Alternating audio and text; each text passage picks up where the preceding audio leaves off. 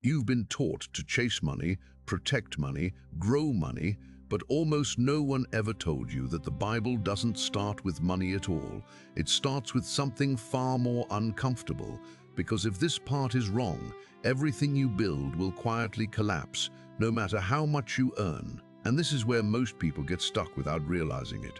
They think they have a financial problem, but what they actually have is a pattern problem that keeps repeating every time money enters their life. You've felt it before. You get a little ahead, something unexpected happens, or you make a decision that pulls you right back.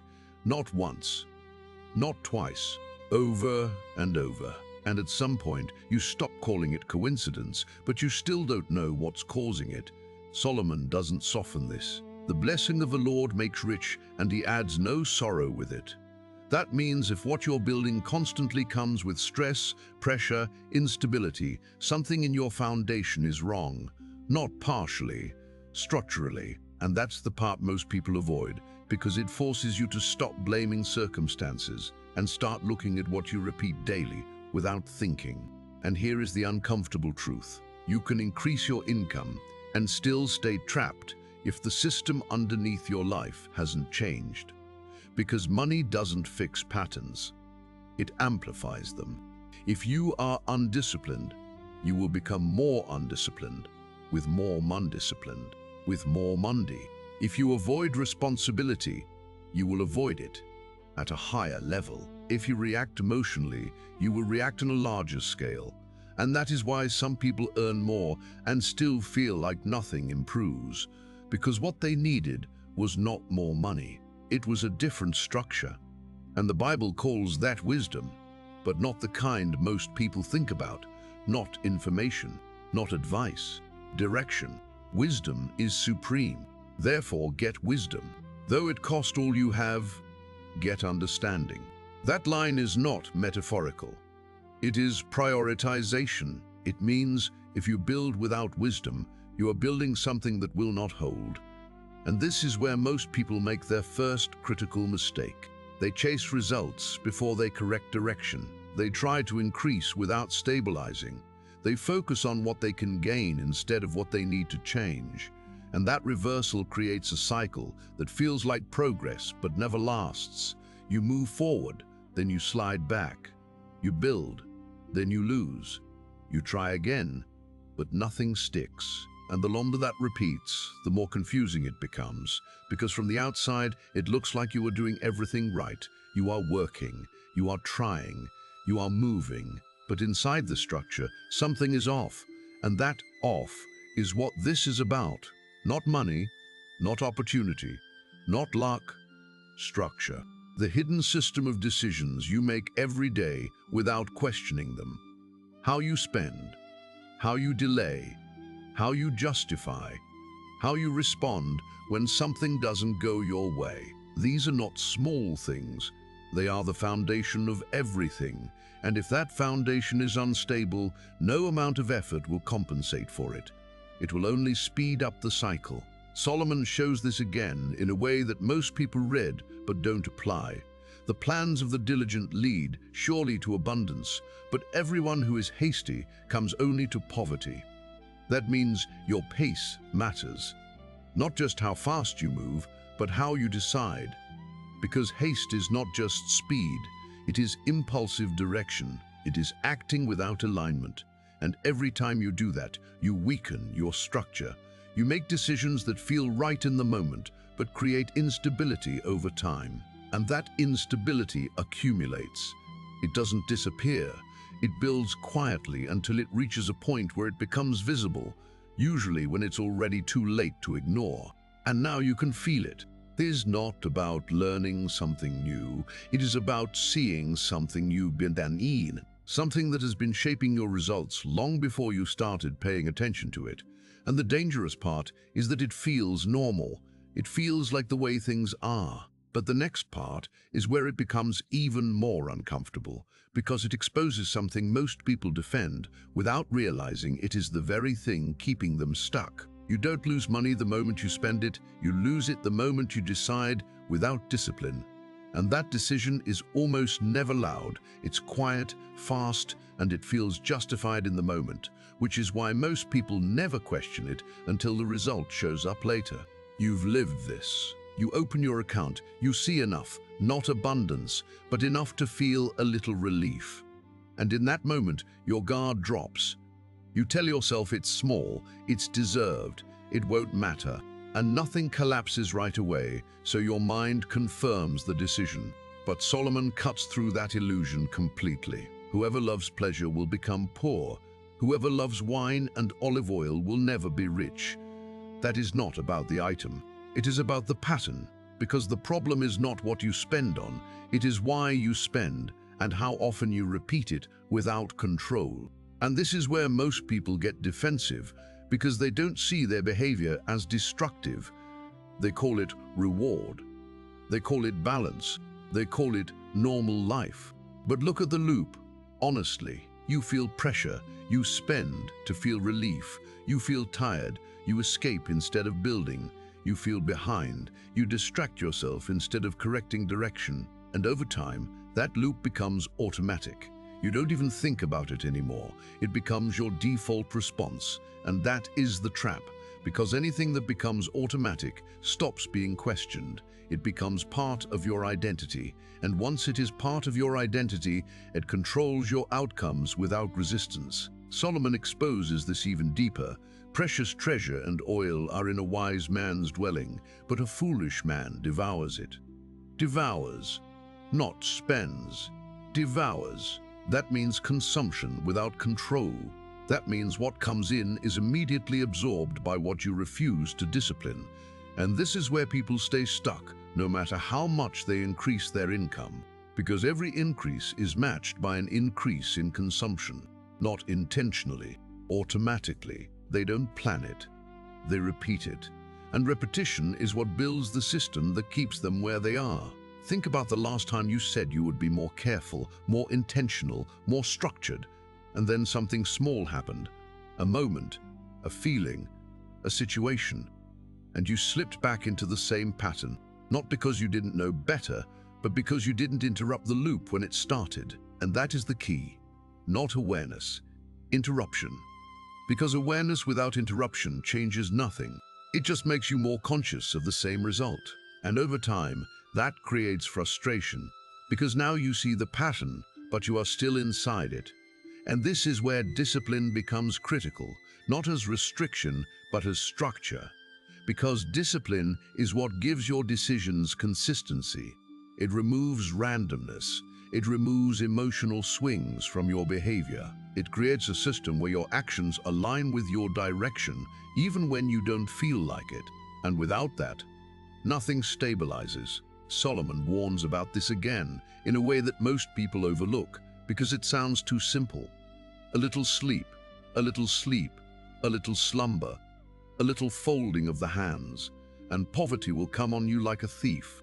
That is not about rest.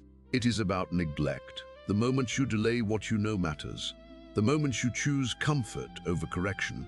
The moment you let something slide because it feels insignificant. And those moments accumulate.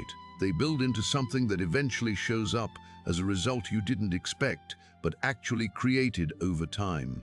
And that is the dangerous part, because it doesn't feel like you are making a big mistake. It feels like nothing, just a small decision, just this once. But there is no just once in a repeated system. There is only pattern, and patterns always lead somewhere, either toward structure or toward instability. And if you don't decide which one you are building, your default behavior will decide for you. And that default is rarely aligned with growth. It is aligned with comfort.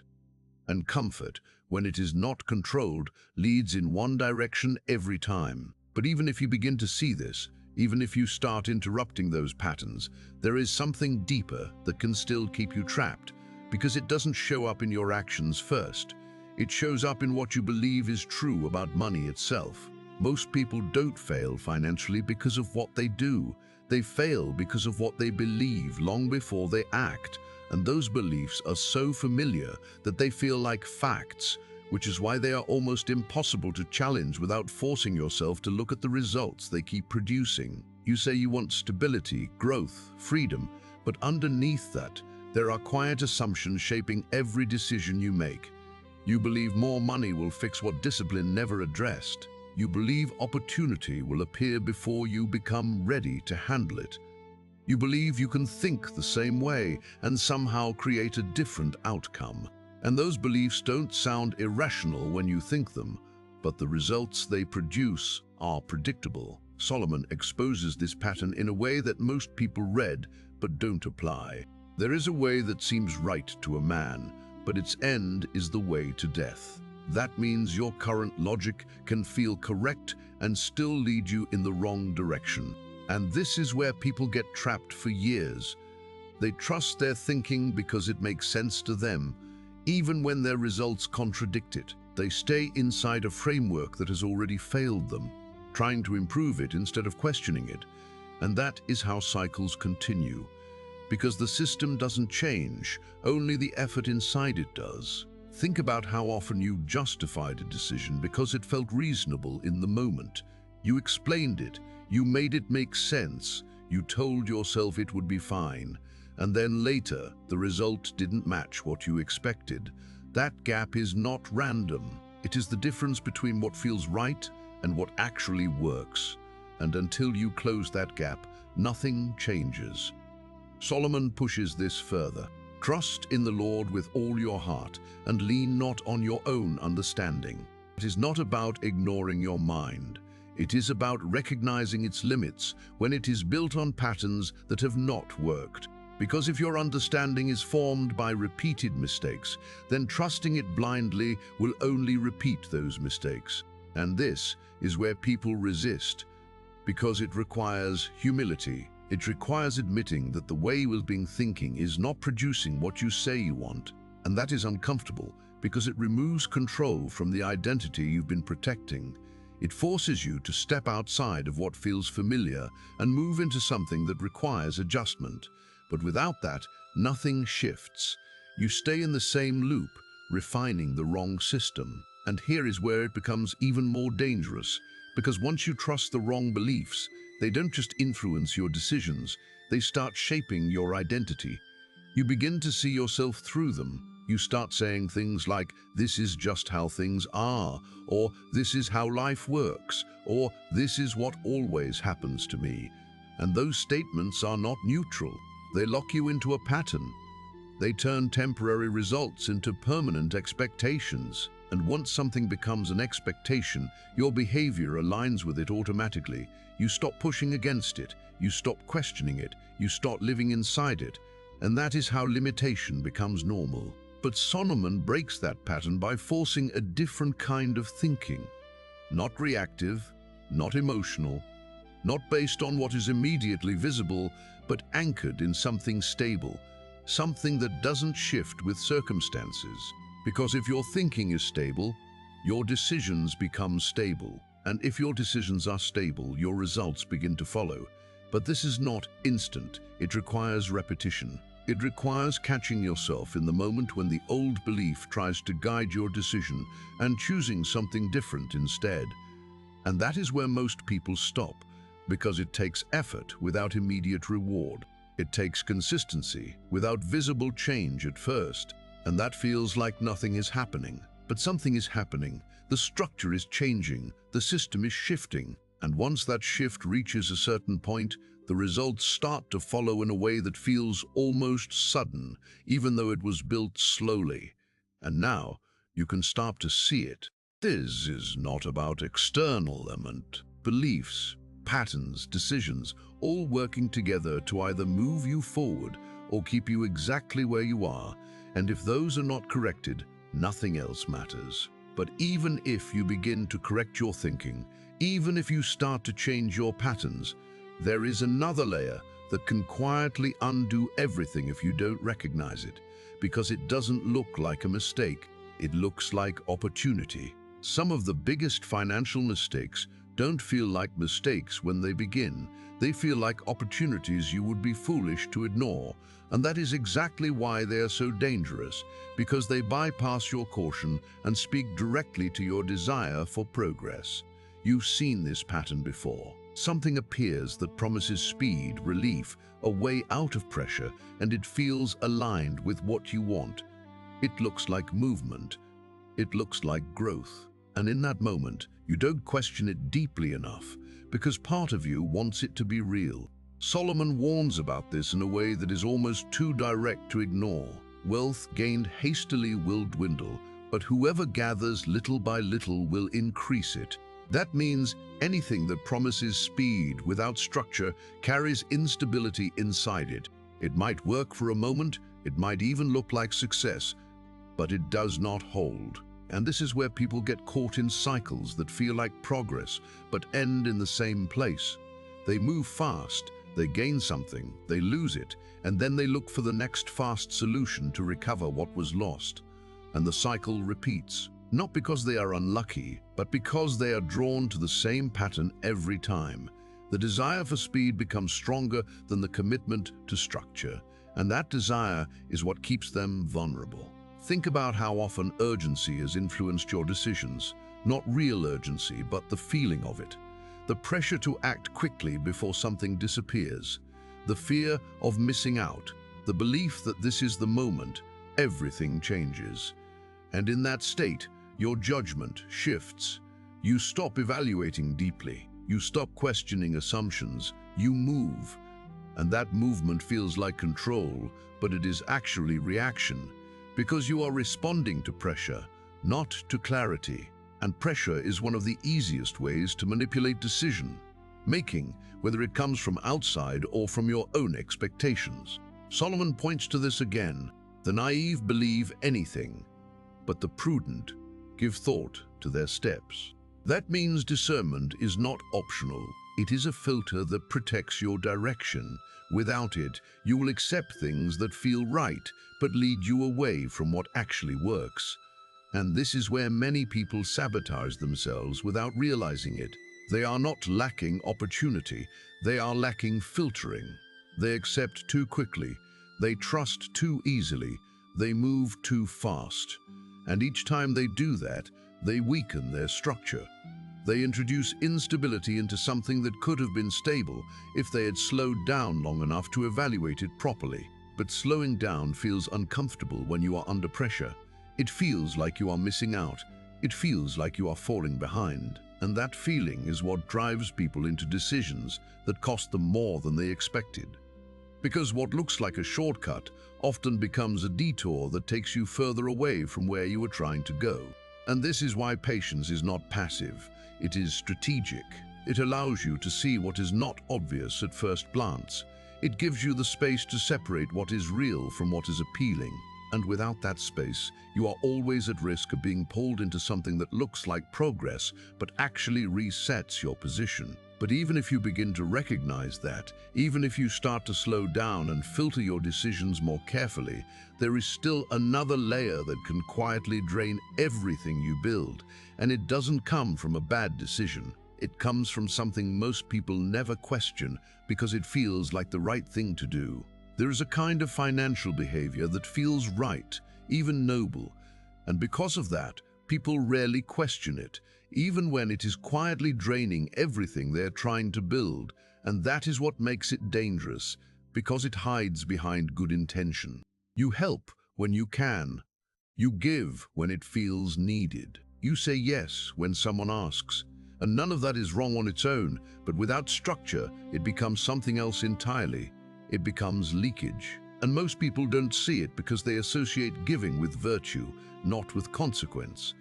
But Solomon draws a line that most ignore. The plans of the diligent lead surely to abundance. Plans, not impulses. That means even generosity requires structure, or it turns into instability. And this is where people quietly undermine themselves. They give without considering their own position. They commit without calculating the cost. They respond emotionally instead of strategically. And over time, they create a situation where what they give out exceeds what they can sustain. Not dramatically at first, slowly, quietly, until it becomes pressure, and that pressure forces them into decisions that compromise everything else they are trying to build. Now here is where it becomes uncomfortable, because it challenges something most people don't want to question. The idea that good intention is enough, because intention without structure produces inconsistency, and inconsistency produces instability. Solomon shows the other side as well. One gives freely, yet grows all the richer. Another withholds what he should give, and only suffers want. That seems contradictory at first, but it isn't, because the difference is not in giving itself. It is in alignment. Giving from strength builds. Giving from weakness drains. Giving from structure multiplies. Giving from impulse destabilizes. And if you don't recognize that difference, you will move between extremes without understanding why your situation keeps shifting. You will give and then pull back. You will help and then feel the cost. You will try to do what feels right, but still end up creating pressure for yourself. And that cycle becomes confusing because it makes you question whether you should give at all. But that's not the issue. The issue is whether your giving is aligned with your capacity and your direction. Because if it is not, it becomes another form of misalignment, another way your system works against itself. Think about how often you've made a decision based on how you felt in the moment, instead of what your structure allowed. You didn't want to say no. You didn't want to appear unwilling. You didn't want to create discomfort. So you agreed. You gave. You committed. And later you felt the impact. Not because what you did was wrong, but because it wasn't sustainable. And sustainability is what determines whether something strengthens you or weakens you over time. Solomon reinforces this through a broader principle. The wise store up knowledge, but the mouth of a fool invites ruin. That storing is not just about information. It is about resources. It is about what you keep, what you preserve, what you build over time. Because if everything that comes in goes out without intention, nothing accumulates, nothing stabilizes, nothing grows. And that is where many people stay stuck. Not because they don't receive, but because they don't retain. They don't build reserves. They don't create margin. They operate at the edge, where any disruption becomes a problem. And living at that edge creates constant pressure, which leads to more reactive decisions, which then reinforce the instability, and the cycle continues. But once you start to see this, once you begin to align what you give with what you can sustain, something changes. You stop operating from impulse. You start operating from structure. You begin to build instead of constantly adjusting. And that shift creates space.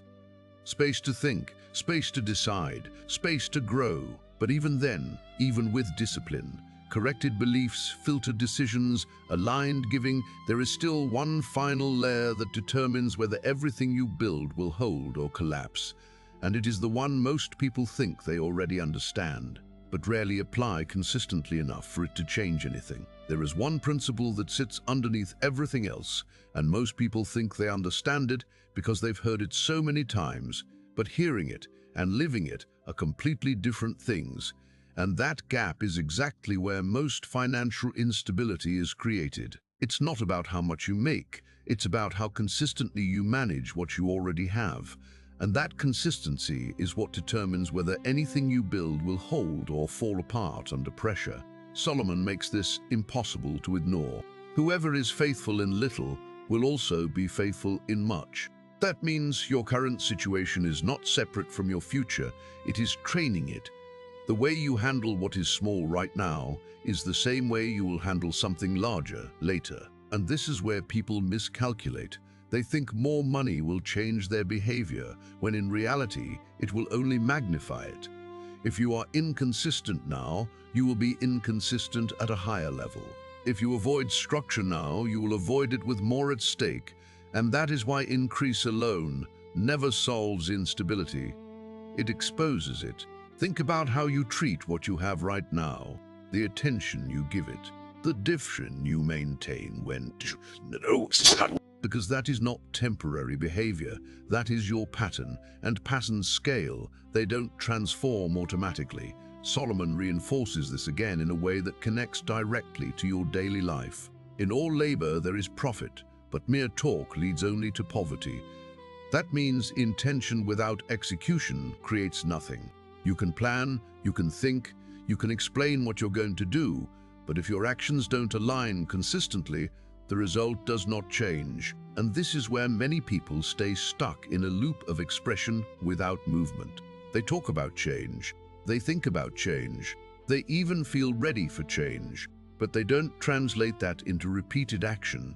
And without repetition, nothing stabilizes. Everything stays theoretical.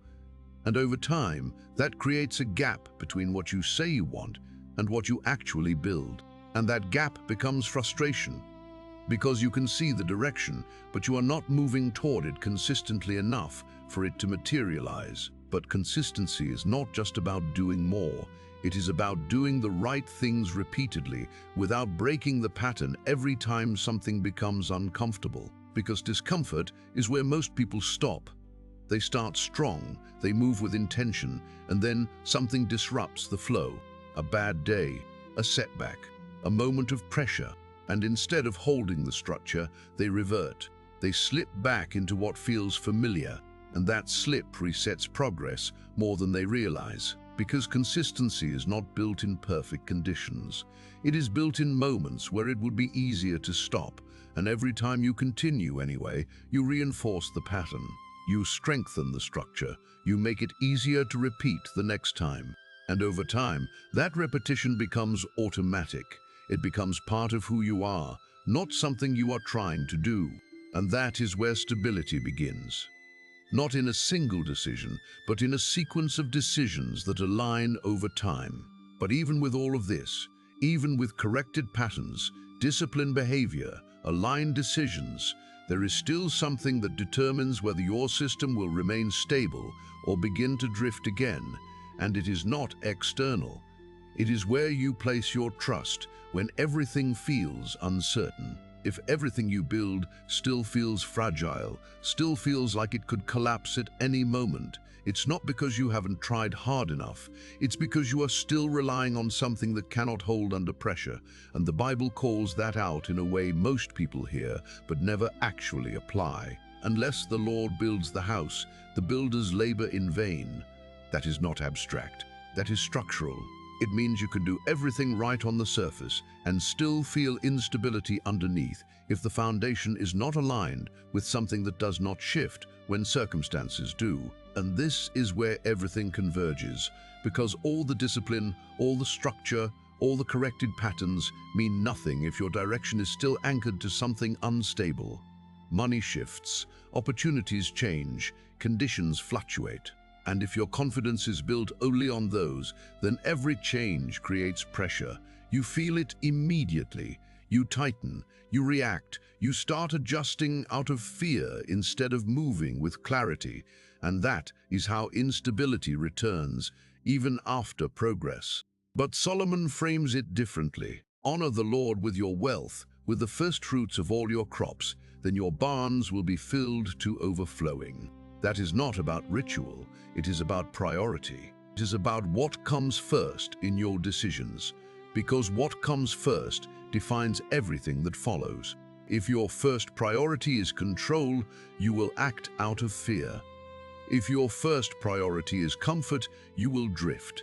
If your first priority is appearance, you will drift. If your first priority is appearance, you will perform instead of build. But if your first priority is alignment, then your decisions start to stabilize in a way that does not depend on external conditions. And that is where financial wisdom becomes something different from what most people think. It is no longer about tactics, it is about order. The order of your thinking, your decisions, your priorities, and when that order is correct, everything else begins to follow naturally. Not instantly, but consistently. And consistency is what creates results that hold. Now here's the part most people avoid, because it requires a shift that cannot be faked. You have to stop separating what you believe from how you act. You have to stop treating faith as something abstract while your decisions are driven entirely by fear, impulse, or pressure, because that disconnect is what creates instability. You say one thing, but you operate from another, and that conflict shows up in your results every time. But when those align, when what you believe actually shapes how you decide, something changes. You stop reacting the same way. You stop chasing the same patterns. You start building with clarity instead of urgency. And that clarity removes a lot of the noise that used to control you. You no longer feel pulled into every opportunity. You no longer feel pressured by every situation.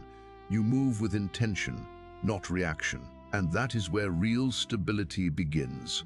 Not because nothing changes around you, but because you are no longer shifting with everything that does. And that is the difference between people who stay in cycles and people who break out of them.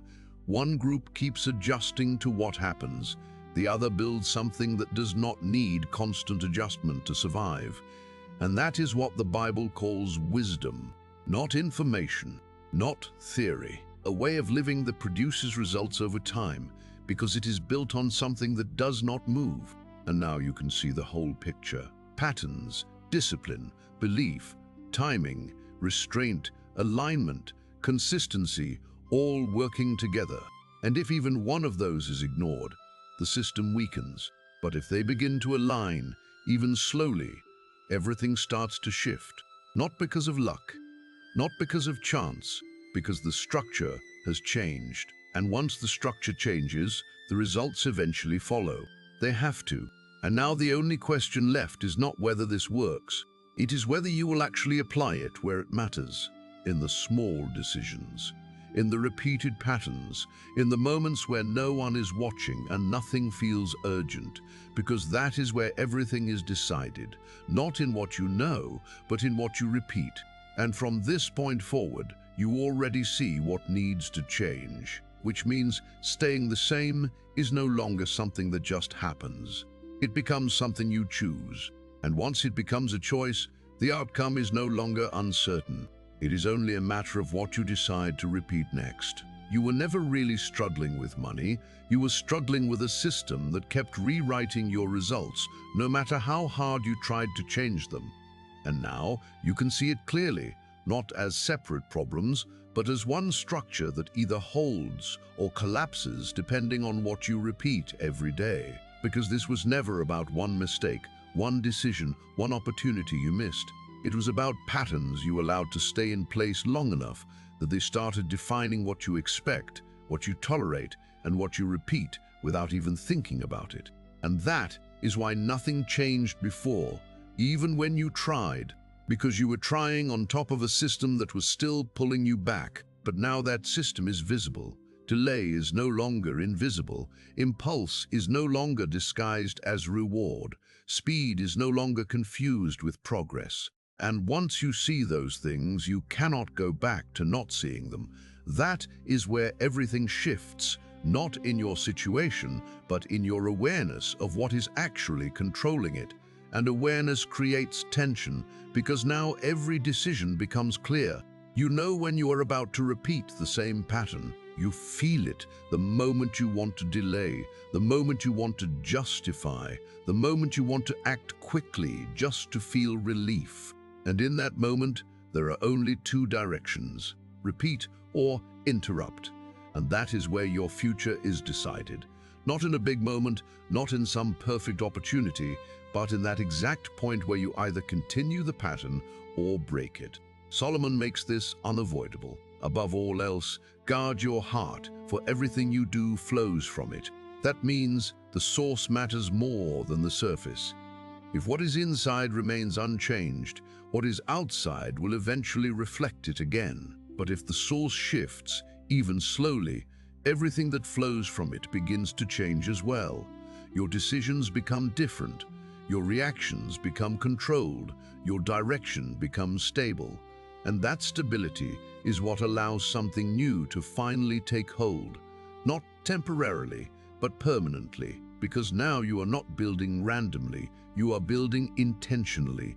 And that intention shows up in ways that feel small at first, but are actually decisive. You pause where you used to rush. You hold where you used to spend. You question where you used to assume. You align where you used to react. And those small shifts begin to stack. Not dramatically, quietly, but consistently. And consistency is what creates outcomes that feel almost inevitable over time. Because once the system is corrected, the results follow whether you feel it immediately or not. And this is where most people quit too early. They expect instant change. They want visible proof that what they are doing is working. And when they don't see it fast enough, they go back to what feels familiar. But familiarity is what kept them where they were, and returning to it only resets everything again.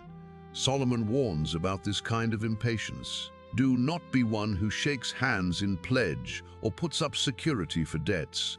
If you lack the means to pay, your very bed will be snatched from under you. Though them haven't. It is about acting before you are ready to sustain the consequence. It is about committing without structure, moving without stability, deciding without alignment. And that pattern always leads to the same place: instability, pressure, loss of control. But when you stop doing that, when you begin to move with structure instead of urgency, something changes internally first. You feel less pulled, less reactive, less pressured by what is happening around you. And that internal shift is what allows external results to stabilize later. Because now your actions are consistent even when your emotions are not. And that is where real progress begins. Not when everything feels right, but when you act correctly, regardless of how it feels. And from that point forward, your life starts to move in a different direction. Not suddenly, not dramatically, but steadily. And that steadiness is what you've been missing this entire time. Not opportunity, not resources, stability, the ability to build something that doesn't collapse under the weight of your own patterns. And now that you see it, the responsibility shifts completely. Because you are no longer guessing. You are choosing every day in small ways that no one notices. And those small ways are what will either rebuild your system or recreate the same one again. There is no neutral. There is only direction. And that direction is set by what you repeat. So the real question is no longer how to make more, or how to get ahead, or how to fix everything at once. The real question is what you will do the next time the old pattern shows up, because it will. And when it does, that moment will matter more than any plan, any idea, any intention, because that is where change actually happens. Not in what you know, but in what you do when it would be easier not to. And if you are serious about not repeating the same outcome again, then you already know what that next decision has to look like. You don't need more information. You need interruption. You need consistency. You need to hold the line long enough for a new pattern to take root. And once it does, everything that used to feel unstable begins to hold in a way that no external change could have created on its own. And that is the part most people never reach, not because it is complicated, but because it requires them to stop negotiating with what they already know is not working. But if you do reach it, if you hold that line long enough, then what used to control your results no longer has the same power. And that is where everything changes, not because the world shifted, but because you did.